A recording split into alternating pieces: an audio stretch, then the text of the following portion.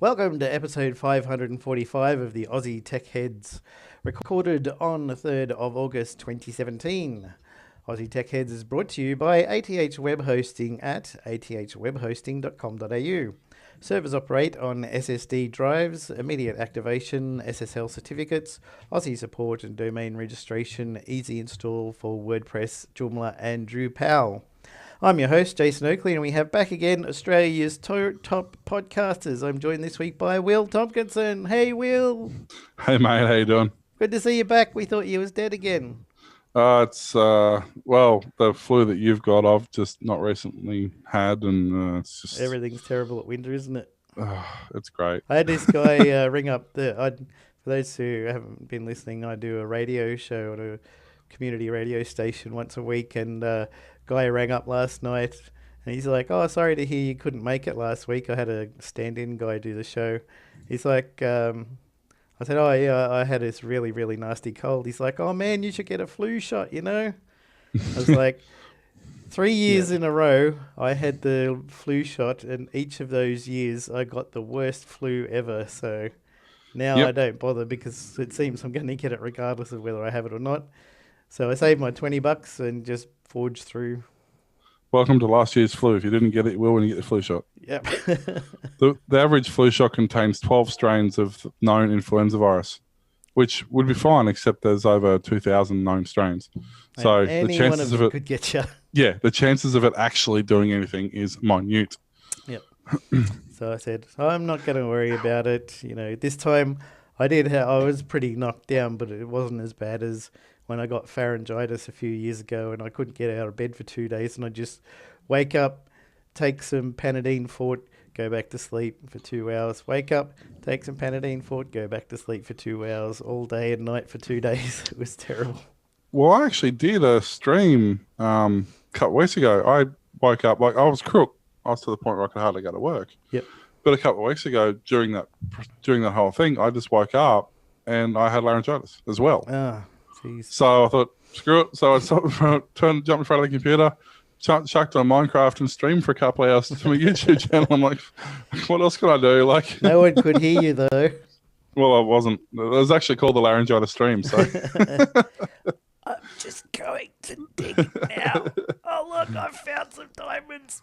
So no, I just didn't talk. I just turned my mic off and didn't worry about it. And it's got better views than half of the ones I was talking, so maybe that's saying something. Now we learn the truth. Same thing, being crook and coughing and sputtering and carrying on, and yep. You know, and of how's course the with little fella through all of that? He didn't catch it, did he? He's in and didn't got it. Me and Sonia got it real bad, but he powered on through. He's got a bit of a sniffle today. He woke up with a runny nose, but he's got a stronger immune system than you, son. Yeah, well, he sleeps more. Yeah. That's probably what it comes down to. Because he's taken he's got the cough. When he starts coughing, he starts waking up, and when he starts waking up, he starts crying. So, And he won't resettle. The only way to get him to settle is to throw him in bed next to me, which means then I take up this much of the double bed, and he takes up the rest of it. Yeah, isn't it funny how little kids... And I don't know if yours is like mine was when she was little, and we'd share a bed and she'd be like, clunk, smack you in the head, kick you in the guts. Every time. It's like right on the bridge of the nose. And you're like, seriously, how can you even reach me from 3 foot across the bed? I put all these cushions in between us and pillows and blanket just so that she couldn't reach over, and still smack, just managed to get, what are you doing? It's like, how are you doing that? Please let me know.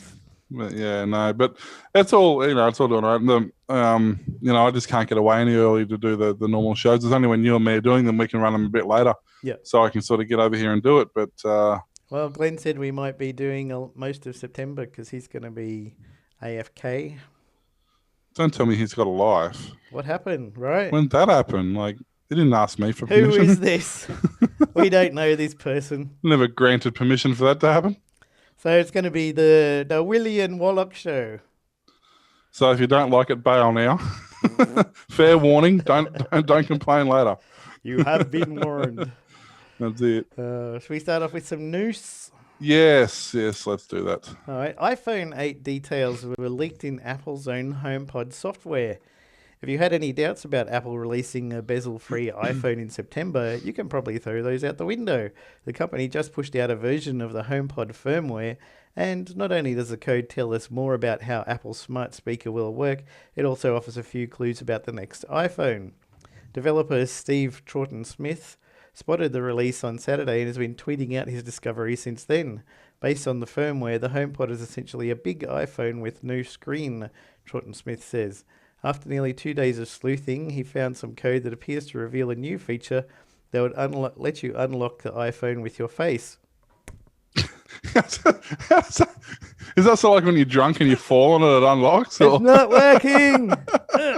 Ow! Oh, I've got a headache now. Now I've broken the screen. Great. I always thought of that when you say you could now unlock the phone with your face. Well, you could swipe with your nose to unlock, I guess. That's about it. Rumours suggested that this feature would show up in the next iPhone, perhaps even replace the Touch ID button. Presumably, this would allow Apple to expand the iPhone screen and introduce a bezel-free design similar to the Galaxy S8. Guess what? That rumour seems to be confirmed by the HomePod firmware. Yeah, unfortunately, a lot of their firmwares for their devices cover all the devices from the iPod to the iPhone to the iPad to the iPad Pros and stuff, and it's got all the features and information in the firmware. So if they release a new one for one of those devices, you get all the info about all the devices. I mean, it doesn't say it won't be a thing, I guess. You know, but I mean that's right. I mean, when you have a effectively the same OS on 30 devices, why do 30 different variants? You just do the one lot of code roll out, and if this device detected is this one, then display this interface. I mean, it's no different than generic Windows software or Linux software or whatever. Yeah. All it looks for is that OS, and if that OS is running and if it meets the hardware requirements, well, that's it. You can scroll through. I mean, so is that enough to convince you to get an iPhone now? No. Me neither. My S8 is brilliant. I've never had a Samsung before. You've always been a Samsung guy for ages, haven't you? I started off. Well, I've always been Android. Yep. In one variant or another, and I've been through a few different ones. I've been through HSC. I've been through the Nokias. I went through the Motorola's. Went through a few different variants, but I basically have been with Samsung since the Note. Actually, since the original Note. And I've never been able to fault them. Like my mother-in-law has my old phone, the old Note 2, which is now pushing basically 5-6 years old. Gingerbread? It's running the latest version. Oh. Yeah, it updates mod? No. It's actually officially released. Yeah, it's actually officially released. Marshmallow. But it's getting to the point now where it's just failing. It's just overheating, and it's just it's 6 years old. Yeah. So it's just had end of life. So we just bought her a S5, S6, something like that, for like $150 on eBay, brand new. Yeah. But there you go. You get another 4 or 5 years out of that one. Yeah, my dad had my Motorola Defy for so long, and then my ex-wife got my daughter LG Leo, and she didn't want that because she's all about the iPhones, so she ended up getting an iPhone. So I had this spare Leo. I said, "Hey, Dad, how would you like an upgrade to a slightly bigger screen? That means you don't have to squint so much to type in numbers and read text." He's like, "Oh, yeah." So I just transferred everything across to the new phone for him, and he's cheering. But he doesn't need anything as good as the S8. No, well, that's it. I mean, the S6 or S5 has the same screen size as the Note 2, which she's got anyway. Yep. It's got more internal memory, better camera, so all the things she wants, because she just wants to take photos of her grandchildren. Yep. And, and she basically uses Facebook pretty much, which is the most flaky app possible on a Note 2. Do you have the photos auto upload to the cloud or something for backup? No, because the internet they've got is ADSL 1. And Stop she's swearing at me. And she's on, which they're trying to palm off as NBN, mind you. Mm-hmm. And she's on a prepaid data, so I don't have that stuff auto backed up. But when I do go down there on every couple of months on holidays, I back it up onto the PC anyway. Okay. But because it's all on the SD card, all I do is pull the SD card out and I throw it in the new one when she gets it, and she'll have that all anyway. So, Yep. But having said that, my sister has the original iPhone, the very first iPhone released, and 2G. it's still on its original battery. So it's still going strong. Like, it's so funny though watching her take a photo because the screen's so small. She'll take a photo of, say, a book or something to remind her to go and look it up later. Yep. And then to look it up, she has to actually zoom in on the Zoom picture to actually see what she just took. Or actually, the first one we got was the 3G and then the 3GS, wasn't it? Yeah, so it must be the 3G, yeah.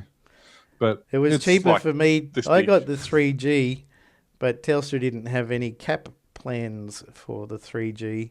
So the 3GS came out like 2 months later after I got the 3G. It was cheaper for me to sell the 3G on eBay, pay out the contract to buy the 3GS than it would have been for me to stay on the no contract 3G and have expensive calls and data and everything. A lot of people were doing that, actually. I remember when I had my first Android phone, it was actually the Google phone. Yep. I got one from the States. Oh, nice. Because they didn't release them here. Yeah, G1, they didn't release them here. So actually, I paid for one and got one from the States. But when I got it over here, I realized that there was almost nothing in the way of data plans for a phone of that capability. There was like I think at the time, Vodafone had a 2 gig plan. Yep.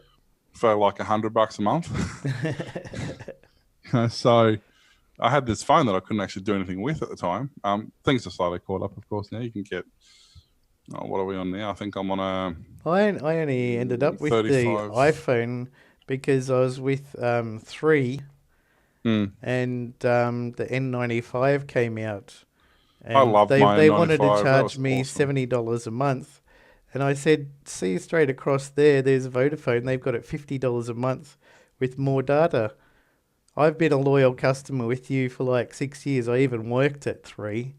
And I'm like, can't you do me a good deal? They're like, nope, $70 a month. I was like, oh, well, I'll just stick with my Sony Ericsson K800i for now. And then the iPhone came out and I hadn't looked back since. My iPhone, Android, iPhone, Android, iPhone, Android. Yeah, no, I had the N95. I got that through 3. Yep. That was the phone that they went belly up with and left me with a contract unpaid that I couldn't pay because they closed my account, and then sent me a bill for money that I couldn't pay because they closed my account. And then which I refused to pay because I told them I tried to pay the account and they wouldn't take my money. So if you don't want my money, son, what can you do? That's what I said to them. I said when they sent the deck legs after me, I said I wanted to pay the account. I opted to pay the account. They had closed access to my account because I'd switched to Vodafone, and Vodafone don't have access to my account. Yep. Not my problem. And legally speaking, I've endeavoured to pay the account, and there's nothing you can do about it. They went, oh, okay, and left me alone. Sorry, sir. You know things. We can't trick you into paying for things if you know things. That's it. But it's funny now because, saying, $50 a month or whatever for an N95 on a 2-3 gig data plan, something like that. Yep. But I'm with Vodafone now and I'm getting, what am I getting? 35 gig, I think. Yep. We're on a shared 35 gig plan with the Note. Well, actually, we own these phones outright, so we're not even on a plan. We're on 30, yes, and I think it's 65 a month or something for unlimited calls and 35 gig of data. That's pretty good. And that's shared between 2 handsets. Yep, that's on Vodafone. That's on Vodafone, yeah. And that you can have up to 5 phones on that plan. Oh, that's pretty good. And then you can buy, if one, like, each phone actually has 10 gig. There's a 35 gig pool, and then each phone actually has 10 gig of its own. Yep. So, and then once you're around the 10 gig, you dig into the pool. And then if you run out of the pool, if any of the other phones have got any of their data left, you start taking it off those before you actually start paying the extra fees. I've got the same with an account with my daughter. I put her onto my account. Mine had 12 gigs a month. Hers got 8 gigs a month. So I got 20 between us, and if she ever uses up her 8, it'll come out of my 12 and vice versa. But we never use that much data anyway. Yeah, around town I don't. It's only when you go away and you want to tether your laptop and you want to do this and do that. Next thing you know, you've used, you've accidentally left YouTube on 1080p instead 40, and Nope. you've watched 3 videos and you've chewed through 12 gig of data in 3 videos. Well, if you will watch Thomas the Tank Engine for hours, it's your own problem. Don't you be dissing Thomas. That was an interesting night. That started off as Thomas, then went to Brum, Yep. and then to Johnson and Friends, and then onto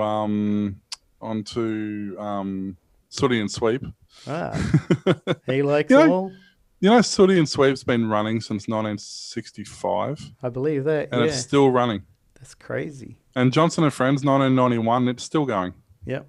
That's an Australian show, so that's amazing. Amazing. See what you learn on YouTube? It's not just about, cat videos. And PewDiePie. Don't you dare. Don't you dare. All right, too tired for PewDiePie. Your story. Alrighty.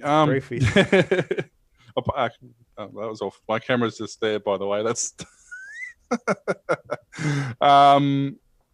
speaking of old technology that's new again. IBM. There we go. IBM has set a new record, and I don't even know why. Anyway, they set a new record of 201 gigabytes per square inch of data stored uncompressed on a new type of tape. Nice. Yes, you heard me right. So those tapes that were a thing in the 80s and less of a thing in the 90s and not really a thing in the 2000s, well, they're a thing again. Wasn't everybody worried about tape degradation? So they're like, you shouldn't really put stuff only on tape. You should have it in a few places. And yet tapes, stored in the right conditions, is pretty bulletproof. But that's CD, most of the time not stored in the right conditions. Now. Well, that was the thing. See, people didn't realize that if you you get the gold, the actual verbatim or Kodak storage media, it was okay. But if you get anything else, it only lasted a couple of years. Yep. But yeah, so the tape is enhanced. It's called sputtered magnetic tape. What? The tape is enhanced by painting on several thin layers of barium ferrite liquid using a process similar to one used in the production of integrated circuits. It's used the same metal without the sputtering process. Okay, so the previous record was 2015. They used the same metal without the sputtering process, and they only stored 123 gig of squares of data per square inch. Now they're storing double that. They're storing 201 gig. Nice. IBM says this method allows it to record up to 330 terabytes of uncompressed data on a standard palm-sized tape cartridge. So think of the cassettes. That's basically the size it is. Yep. Which is, pretty nuts. Great for archiving. Yep. Probably not so good as your average data storage drive, I would imagine. That would be so slow. A current bright spot for this tape is the rise of recorded video surveillance data, which IBM, HP, and Quantum shipped 96,000 petabytes of compressed capacity last year. Crazy. In video data. So they've got a quick table here. Actually, I forgot I can do this sort of thing here. It's out of whack, but you get the idea. Yep. That just makes it worse, doesn't it? Somewhat. Anywho. That'll do. So in 2006, basically it was 890 meter long tape, and it was holding, if we go by books, it was holding 8 million books. Then as the years progressed, and the tape is the same, you can see the tape's getting thinner. It's actually the same footprint cartridge. It hasn't changed itself in terms of the size of the cartridge, but it went from 8 terabytes back in 2006 on 890 meters of data. The same cartridge now holds basically 1100, so 300 meters more. 200 meters more, and it now stores 330 terabytes of data. Cool. So in 10 years, they've multiplied it by 40 or so times.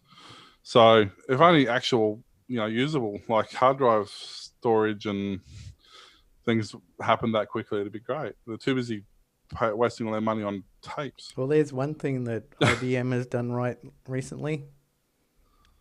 Yeah, well, We won't talk about their hosting the ATO census, ATO service and the census and It's everything. because they used their old tape. They didn't have the new tape. So they're fined for Oh, I having the new see. tape. That The would have made service would all the run better on difference. the new tape. It's, but yeah, no, it's kind of fascinating, really, how what we assume is dead technology actually is not. It's still used quite regularly. Yep. Tar GZ that up. That's where tar came from, tape Tarball. archive. Yeah, Yep. yeah. A good old tarball. Yeah. It's like a fur ball, but it's reversible. Better than zip. Well, BZip 2 is pretty good as well. 7-zip. 7-zip does all of them. Best software. WinRAR, the longest 30-day trial in history. 30-year trial, isn't it, by now? Do you want to register this? No, thank you very much. Yeah. Okay, I'll remind you again in 12 months. Would you like to try it now? No, thank you very much. But they must be doing something right because they're still around and they're still Yep. making the software. Probably businesses pay actual money for it or something. Probably. It is very versatile, I guess. Facebook Inc. is working on a video chat device for the home.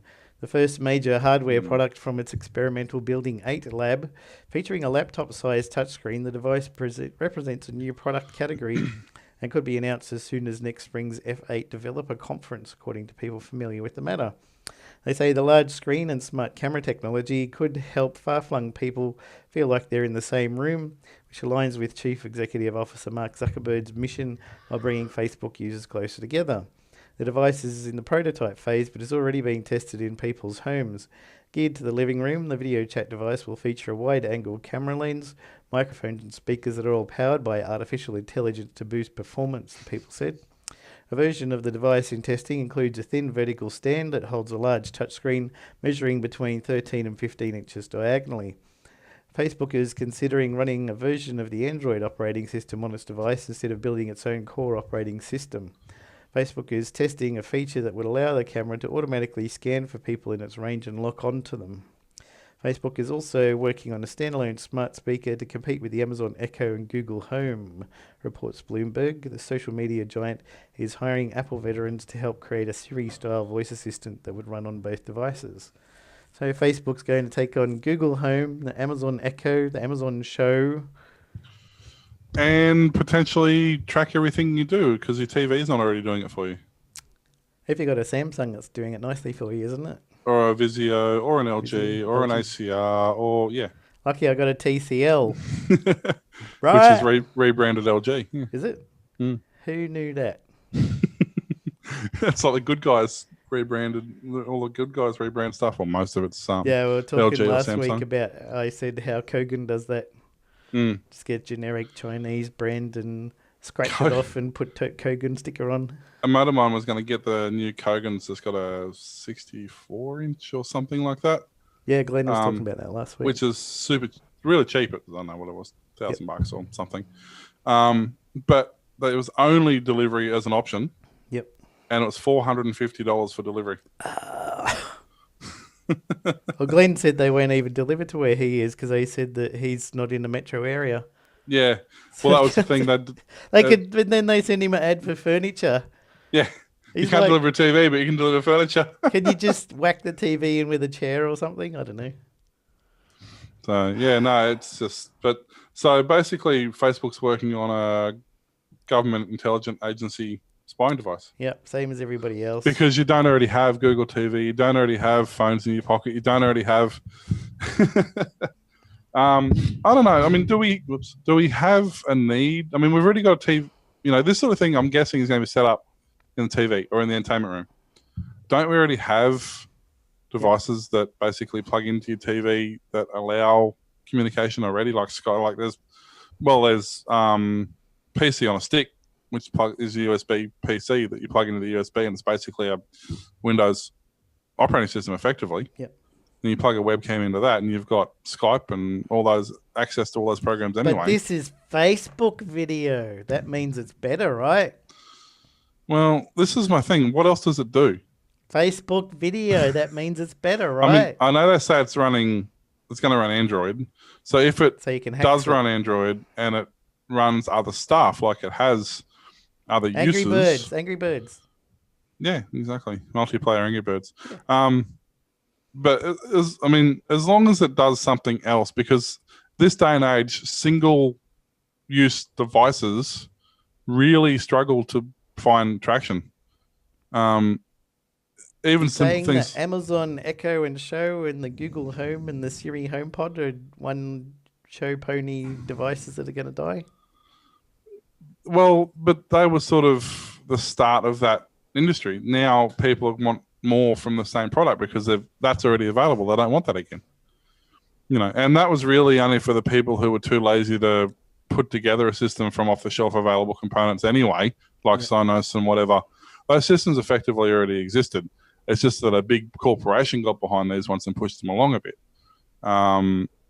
But yeah, I don't know. Like, I think, look at a fridge. You can't just about every. I went and had a look at a new fridge the other day, and 90% of the fridges I looked at had touchscreen integration for shopping and stuff like that on them now. Crazy. I You remember can't somebody just. talking about they had one of those they got about 6 years ago, and it integrated through Google services, and then Google changed the API, and now the fridge won't order anything or show an inventory, and you can't update the fridge. But you can. Well, they That's can't. done. That They is done. can't on How that to? one. Yeah. Yeah, need Well, new yeah, friends of firmware. mine got a fridge a couple months ago, and it actually has it. They didn't get the option, but it actually has an option to have a barcode scanner. So Ah, if something's actually run out, you just wave it in front of the barcode scanner, and it'll order it again for you. before you chuck out your empty sauce bottle, give it a blim. Yeah. So How I much don't are know if they? there's. I don't know if hey, How much are they? I just got a new fridge they're for not too seven bad. ninety Like, nine, well, it but it depends on didn't your have that. size, obviously, but it's the same price as buying a fridge without them. Ah, So you might as well buy a fridge with it. I get all my stuff from Bing Ray, and they weren't advertising any. I got a Beko fridge. They're supposed to be like the number one brand in Europe. I think their compressors are made by LG, so they Are should be they? all right. I got But everything yeah, as rebadged LG devices in my well, home, haven't I? look at TV. Your TVs and monitors. They're going to be rebranded LG or rebranded Samsung. That's what they're going to be because that's pretty much the only people who make it. Yeah, and there's only one company that makes LCD screens. That's why I thought it was interesting when I went to buy my new TCL TV. I went into the shop and I was talking to the guy there, and he was like, "So, what do you know about the TVs and stuff?" I said, "Well, I know there's about one company in the whole world that makes LCD screens." He's like, "Yep, that's right." So I was like, "Okay, well, I'll go for this TCL for, was it $700 or something?" He's like, "No, you want to have this Samsung one.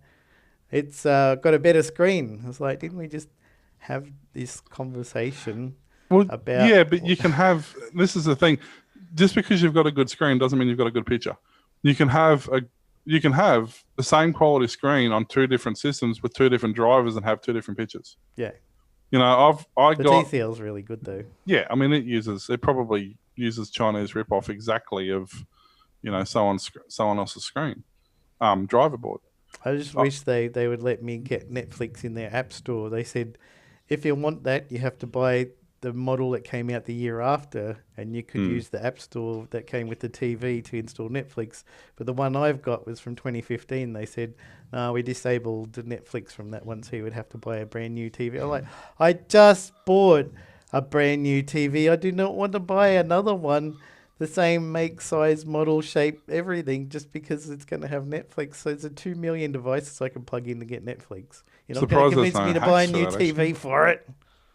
surprised there's no hacks around for that. Yeah.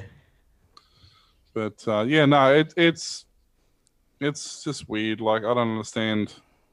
Um,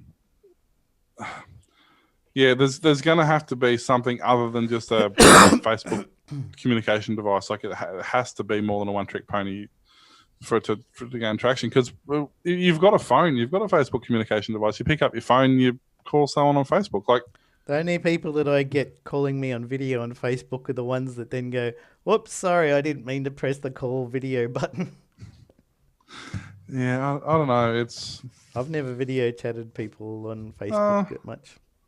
I do, but generally for obscure reasons. Like I don't just chat to my Facebook video chat for the sake of it. I'll normally use Skype because everyone knows got Skype anyway, and that's on your PC, and that's usually where you're going to use it. It's built into But I Windows have now. used video chat on Facebook for obscure things. Like I was at I was at the shops and there was like 5 of the different variations of this thing that Son wanted. I'm like, which one of these do you want?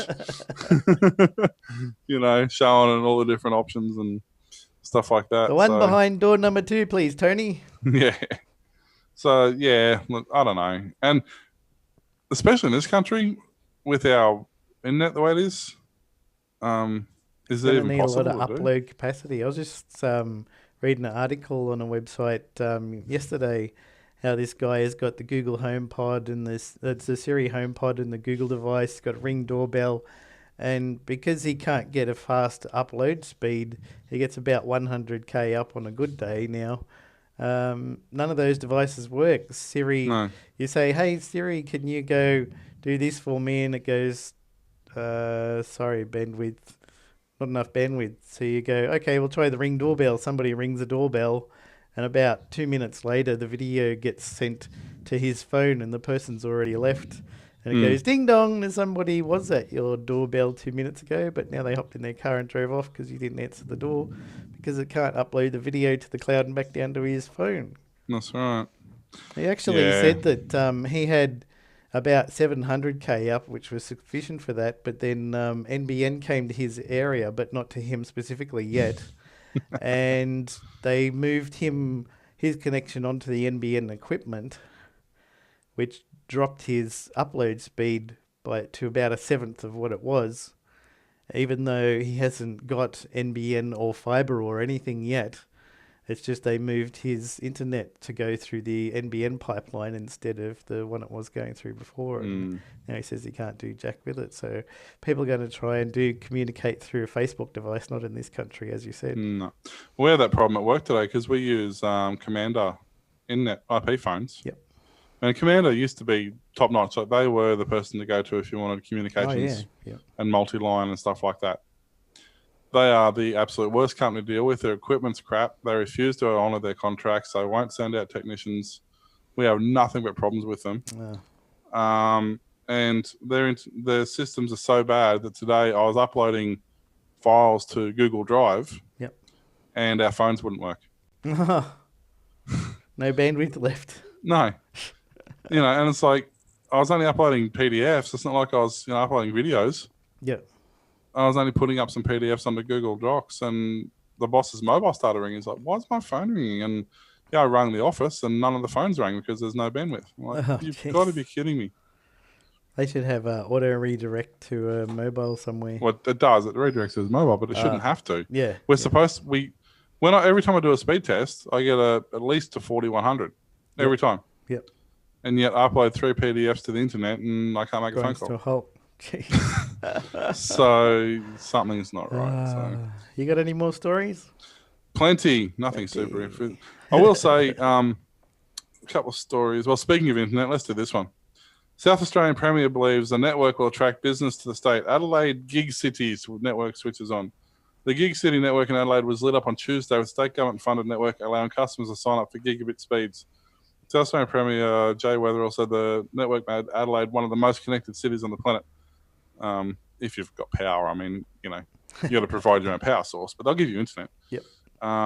So basically, customers are able to choose from 3 options. The lowest tier is micro business, which is $50 a month with 200 gig of data. The next one up's $100 a month with unlimited data. The next option is unlimited data for $100 a month. The third option is $180 a month with 1 terabyte cap. That sounds better. Huh? Why would you want unlimited where you can pay more and get a cap?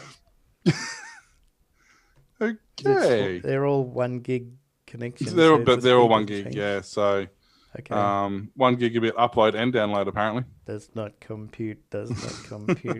Which should be fine if you're, emailing somebody in the office across the other side of town, but as soon as you leave Adelaide, you've got no bandwidth left, so it doesn't really matter.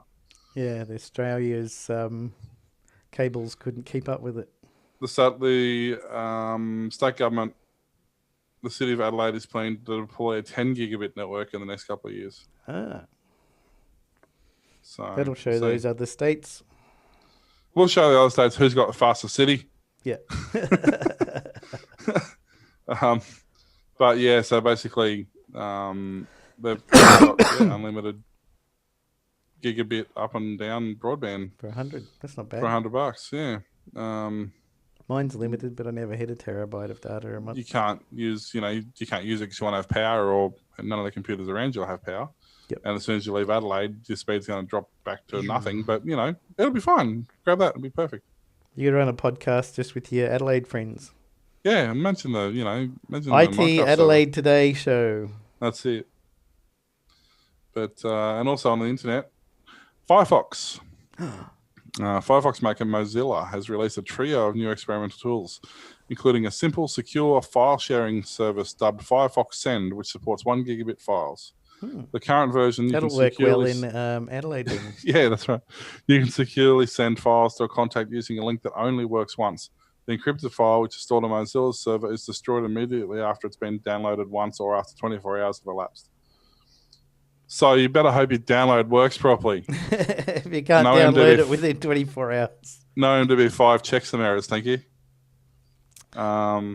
So yeah, they've got send web application used, can be used in any modern browser.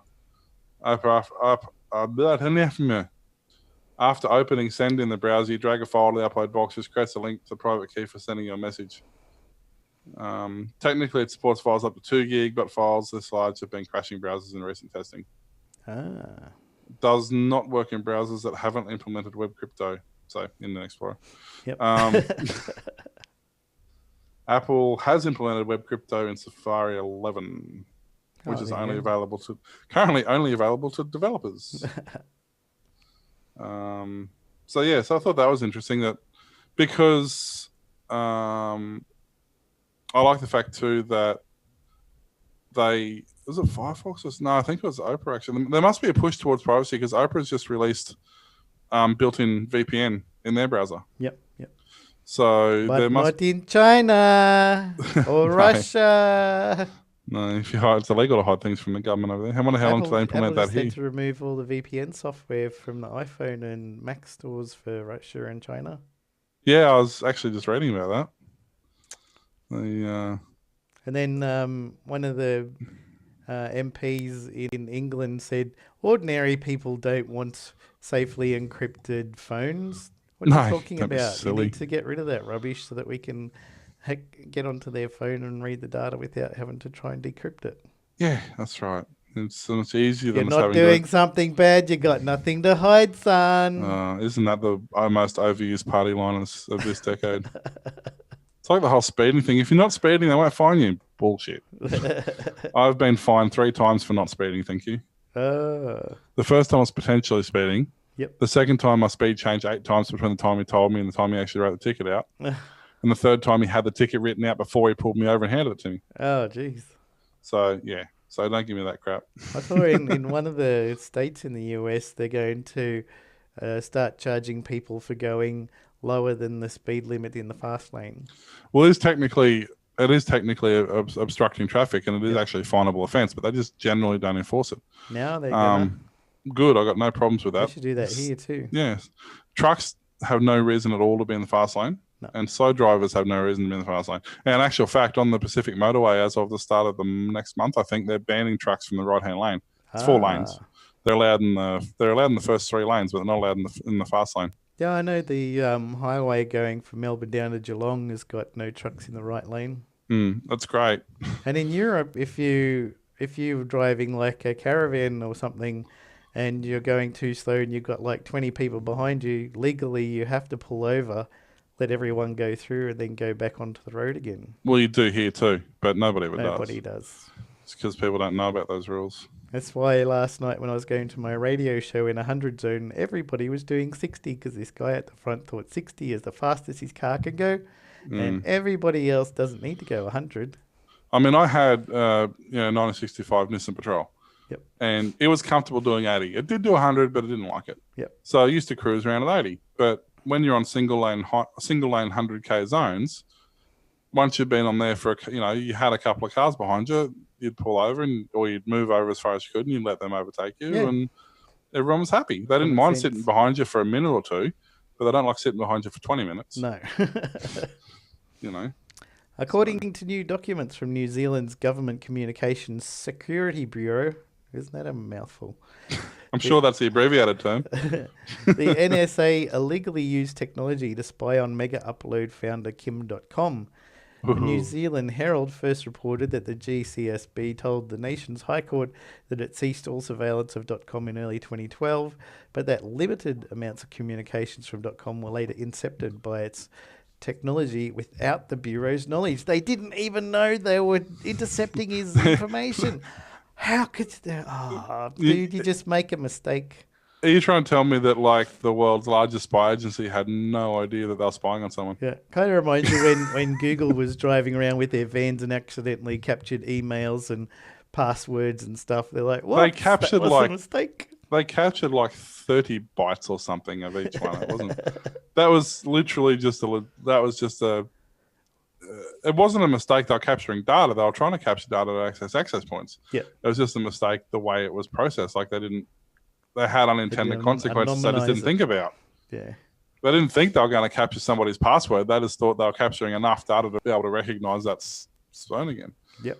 But the NSA, though, I'm sure, there was no flowers by Irene vehicles out the front or anything. No. So. From the report, .com was surveilled by the NSA and the GCSB in a joint intelligence operation named Operation Debut. That surveillance was scheduled to end at the end of January 2012, but the United States continued to use New Zealand's technology. According to court documents obtained by the Herald, limited inception of some communications continue beyond the detasking date without the knowledge of GCSB staff. The court papers don't explain how the NSA was able to use the GCSB's spying technology without the Bureau's knowledge. According to them, the GCSB documents do contain an admission of NSA involvement, although it was not made outright. .com is facing charges of copyright infringement and money laundering related to Mega Upload, a file-sharing website shut down in 2012. He's currently fighting US attempts to extradite him from New Zealand. And you can't do money laundering unless you're a politician. Come on. Yeah, or you have to own a corporation. Casino or be a politician. That's the only two. Well, you have to be a major corporation. Oh, yeah. They're allowed to, but you do use it through the casinos. Yeah, that's right. Yeah, as long as they own service stations or something, they've got plenty of places to do it. Yeah. But, look, it's just... I mean, it's no different than that case where they wanted the FBI wanted Apple's permission to unlock this guy's phone because they're trying to figure out a way that they could get it unlocked even though they'd already done it so they could prosecute this guy, and they're trying to figure out a way they could legally get the information off the phone even though they'd already got it. Yep. It's exactly the same thing. They do stuff and then they go, how can we justify we're allowed to do it so we can tell everybody. Yeah, can we change a couple of laws so that we can do that? Is that a thing we can do? The thing that we already did. Which they do exactly the same thing here. That's why they're bringing in the privacy laws and the whole metadata retention and all that sort of crap. Yep. It's exactly the same thing. It's so they can catch somebody doing whatever they want to catch them, whatever they're targeting that week, Capture all the data from everywhere and then go back later and see if you can find somebody being naughty. Yeah, pretty much. That's basically how it works. Everybody is guilty until proven not. Everybody's guilty until they can find a reason to make them even more guilty. Yep. Yeah, that's, at the end of the day, the entire thing comes down to money. Yep. The only reason they're going to fine you is they're going to fine you for money, and you're going to pay them money because that's what they want. They're not going to fine you and say, hey, you have to cook for us for a week. You know what I mean? Like, yep. It's literally revenue that they aren't entitled to that they think they are because... Sounds like this a reason for speed cameras. Yeah, exactly. Which I get in trouble every time I say it, but I'm yet for somebody to prove me otherwise. If a speed camera isn't slowing you down, then it's not protecting you, it's fining you. And that's revenue raising, which is illegal. Yep. But everybody just goes under the guise of, oh, well, they're making the road safer. No, they're not. Nope. They're making you poorer. Yep. There's that, was it you? No, somebody did a thing on point-to-point cameras. Oh, okay. There was 2 point-to-point cameras that had opened up down Tweed, somewhere down the coast. Yep.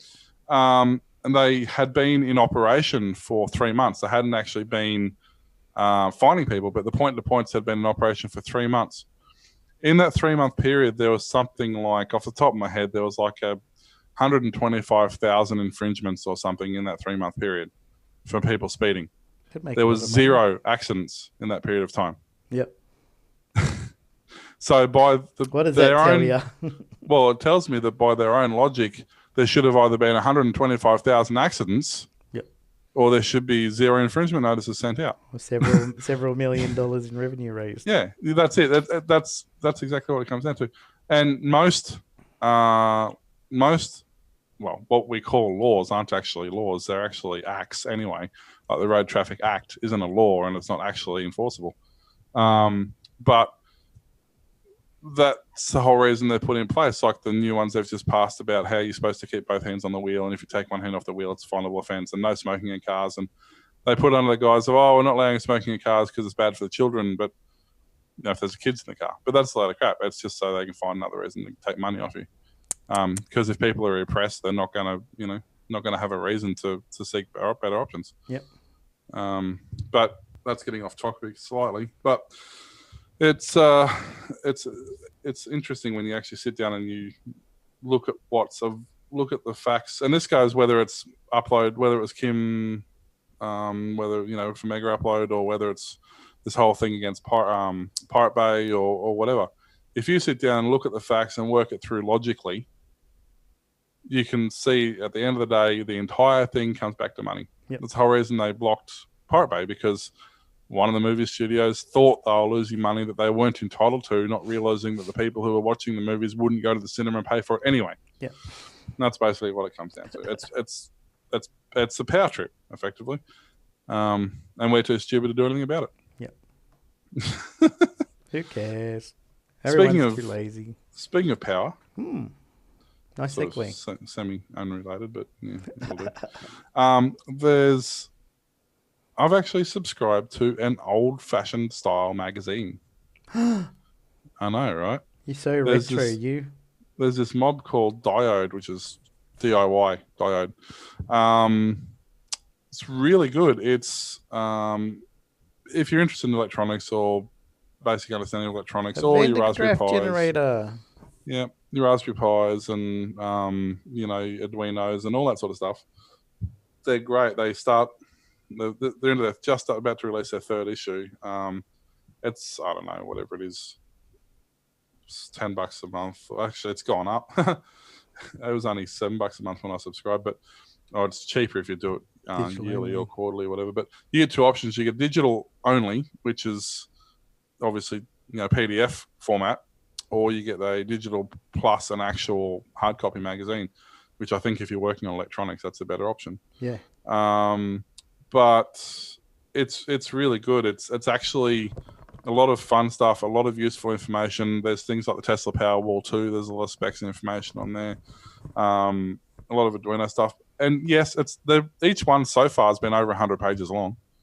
Nice. And yes, okay, it does actually have ads in it. Yep. But they are actually relevant, and you actually want to read them because they're interesting and informative. Like if I'll just load one of these up quickly because I'm here. I've been hearing the LG battery better than the Tesla one. Well, the same battery, effectively. So this is 124 pages, this one. Cool. And, you go through. I'll see if I can find an ad. Where's an ad? This is all the stuff they're doing. This is the online version. I actually normally do the PDF one, but this will work for now. These are all users. These are actually users, people on the forums and stuff. They get more information on them and learn how they've built them, and they, step you through assemblies on stuff. Okay, there's an ad. So there's Core Electronics. So basically, they've got, information on 3D printers, because the stories before, like this guy's 3D printed his own case and all that sort of stuff. So the ad relating to it is all the stuff he's used. He's used 3D printers. Yeah. He did it for the lulz. So he's used, 3D printers. He's used Arduino Uno for the processing. And so the ads are actually great because the ads actually are relevant to what you've just been reading. So yes, there's ads, but on a 100-page magazine, you've got to expect ads, especially given they're only paying $8 a month or something for it. Yep. But There's soldering tips, how to, it's actually a really good magazine. And this isn't a ad or anything for them. It's just something I stumbled across and have really enjoyed over the last couple of weeks. So it's go and check out Diode, DIYODE.com, diodemag.com actually. If you're remotely interested in electronics, it's a lot of fun. It's great. So. Dan Cisco has discovered a technology that allows him to access half a dozen major TV channels completely free. I was just I was reading this the other day. I was just kind of surprised that this technology exists, said Mr. Cisco, age 28. It's been awesome. It doesn't log out and it doesn't skip. Let's hear a round of applause for TV antennas, often called rabbit ears, a technology invented roughly 7 decades ago, long before there was even a cord to be cut, which had been consigned to the technology trash can along with cassette tapes and VCRs. The antenna is mounting a quiet comeback, propelled by a generation that never knew life before cable television and who primarily watch Netflix, Hulu and HBO via the internet. Antenna sales in the US are projected to rise 7% in 2017 to nearly 8 million units, according to the Consumer Technology Association, a trade group. Mr. Cisco, an MBA student in Provo, Utah, made his discovery after inviting friends over to watch the Super Bowl in 2014.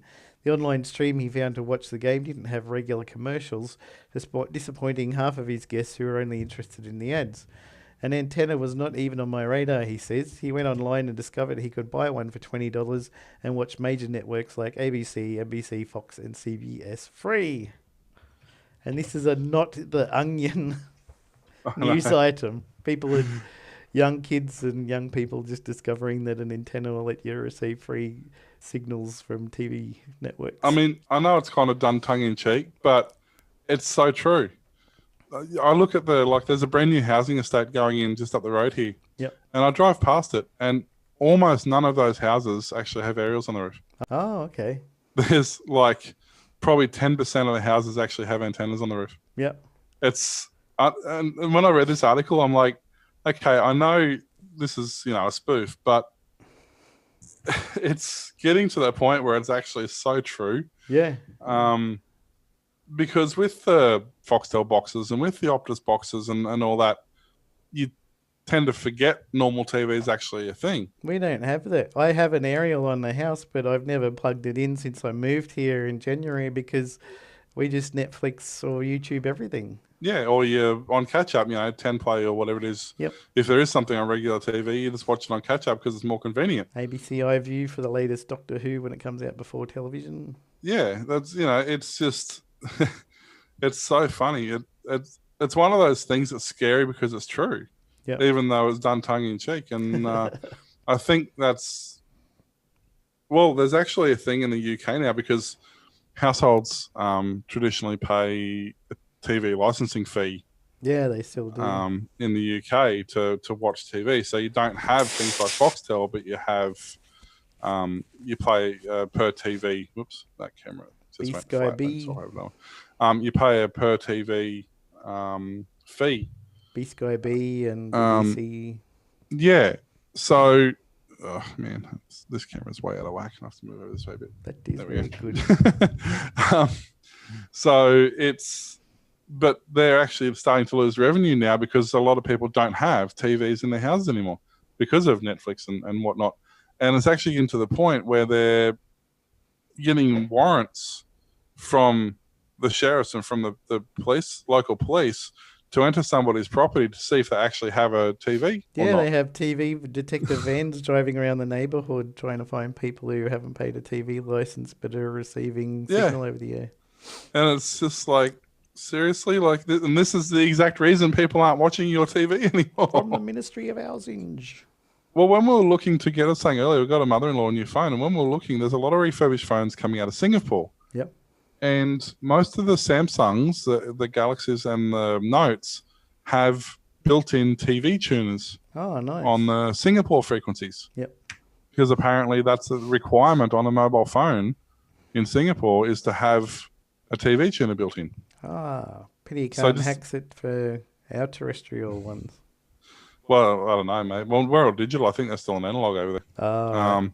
But it's I'm like, okay, that's how they want you to watch their TV, because they know everybody's got a phone in their hand. Yeah. So that makes a lot of sense. I don't know where they fit it. There's not a lot of room in the phones, but that makes a lot of sense. Instead of trying to convince your audience to sit down and watch TV, give them another way of watching something you want them to watch. Yeah.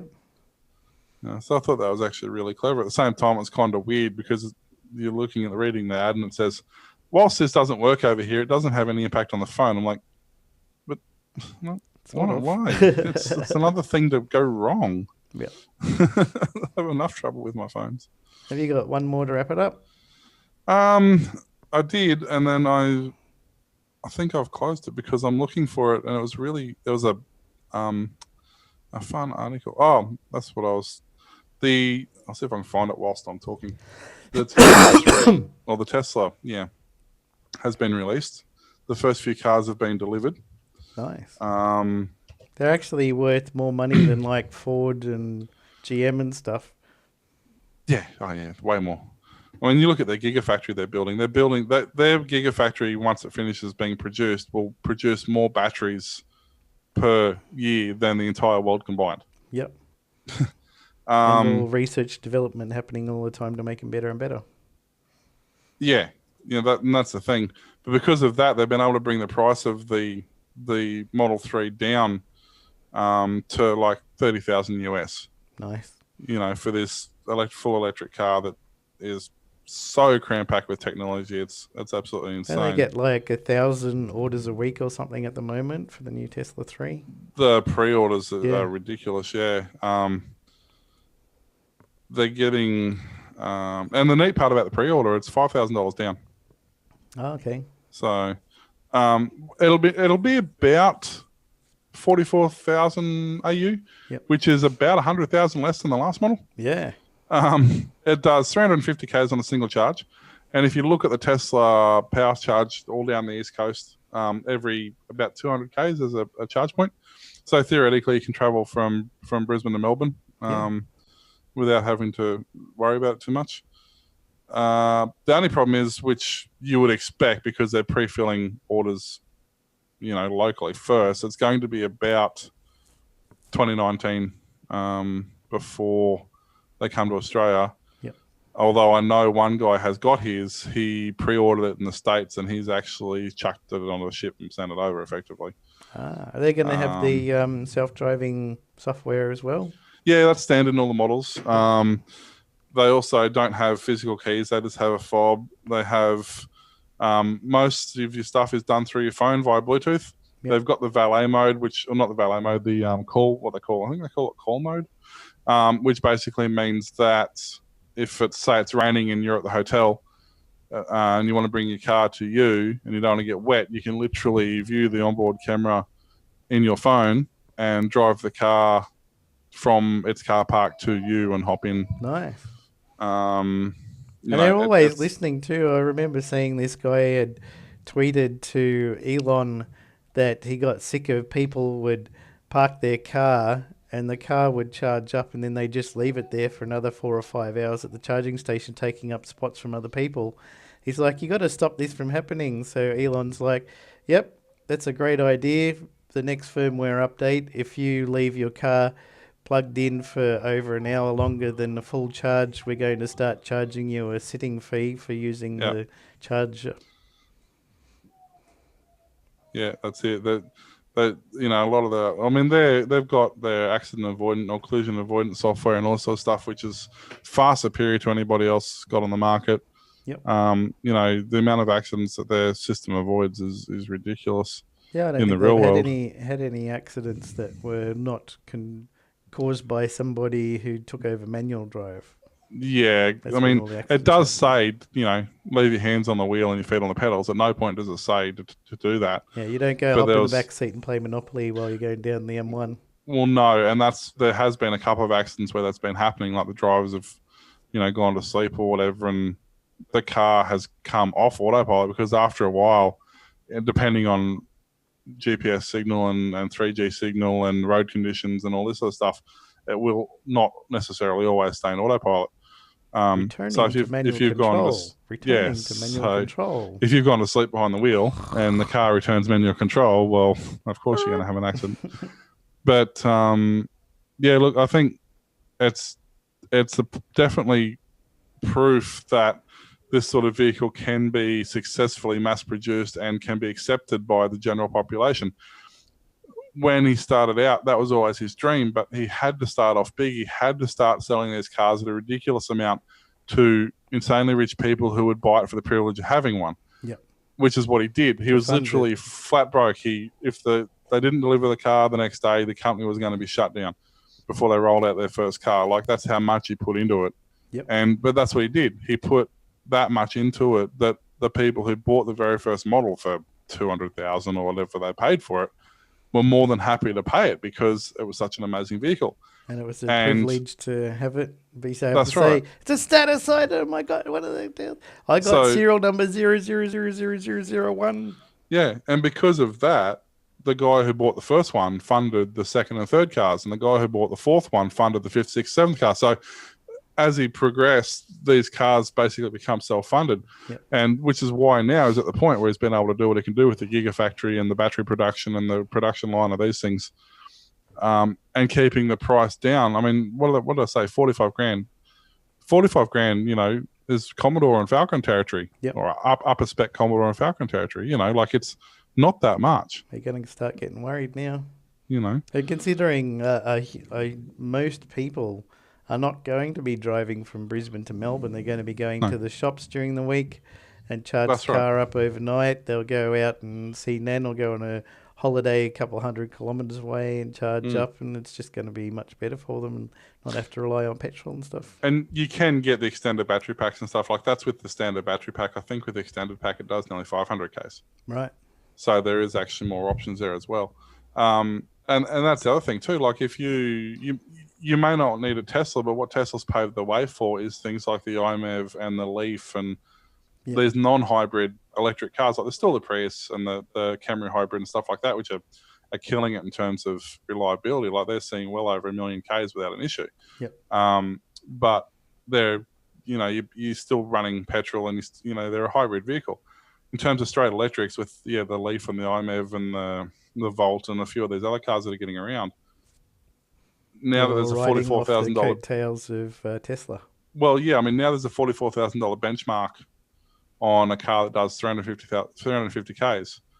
The Leaf, for example, does, I think, 150 Ks, and it's nearly the same price. Yep. So what he's doing, he doesn't really care if you buy his car specifically. What he's doing is he's shaping the industry to the point where it's a self-sustaining industry. Like, now, if you go, okay, well, this Nissan Leaf that was 40 grand is now 25 because it only does 150 Ks instead of 350. Yep.